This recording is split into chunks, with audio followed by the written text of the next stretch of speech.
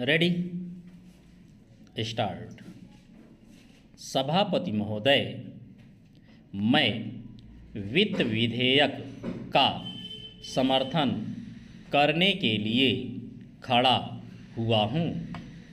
उत्तर प्रदेश की जनसंख्या बहुत बड़ी है और उसका क्षेत्र भी बहुत बड़ा है, इसलिए यह आवश्यक है कि उत्तर प्रदेश को उसकी जनसंख्या और क्षेत्र के अनुसार विकास योजनाओं के लिए केंद्र से आर्थिक सहायता दी जाए। इसके बिना उत्तर प्रदेश की उन्नति होना असंभव है। भारत का किसान इस देश का जीवन है। किसान पर ही सारी खुशहाली और उन्नति निर्भर करती है। अगर उसका जीवन समृद्ध होगा तो देश भी समृद्ध होगा। इसलिए यह आवश्यक है कि किसान के दैनिक जीवन की चीज़ें सस्ती हों और उसके खाद और कृषि यंत्र आदि सस्ते दामों पर मिल जाएं। पानी के लिए उसको भगवान की तरफ ना देखना पड़े, बल्कि उसको सिंचाई के विषय में आत्मनिर्भर बनाया जाए। जब तक किसान को पूरी सुविधाएं नहीं दी जाएंगी, तब तक देश उन्नति नहीं कर सकता है। मेरा यह भी निवेदन है कि जिन परिवारों में खेती का काम होता है, उन परिवारों के बच्चों को कृषि विभाग में नौकरी देनी चाहिए।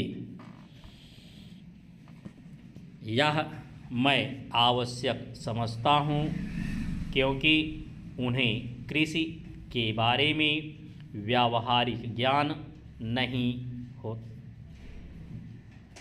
होता है। सभापति महोदय, वर्तमान सरकार ने समाजवाद की नीति अपनाई है और सरकार समाजवाद की तरफ कदम बढ़ा रही है, लेकिन हम देखते हैं कि बड़े और छोटे सरकारी कर्मचारियों के वेतन में बड़ा फर्क है।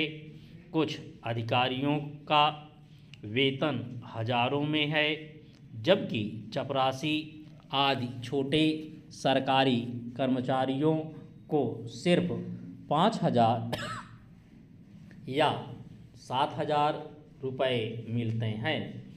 आज वेतन में यह जो फर्क है वह समाप्त होना चाहिए। मेरा निवेदन है कि सरकारी कर्मचारियों के वेतन में बहुत ज़्यादा का अंतर नहीं होना चाहिए, तभी हम कह सकते हैं कि हिंदुस्तान में समाजवाद है। किसान की रोज़ाना के उपयोग की चीज़ें बहुत महंगी होती जा रही हैं। देश में महंगाई दिन प्रतिदिन बढ़ रही है और सारे देश में बेचैनी फैली हुई है।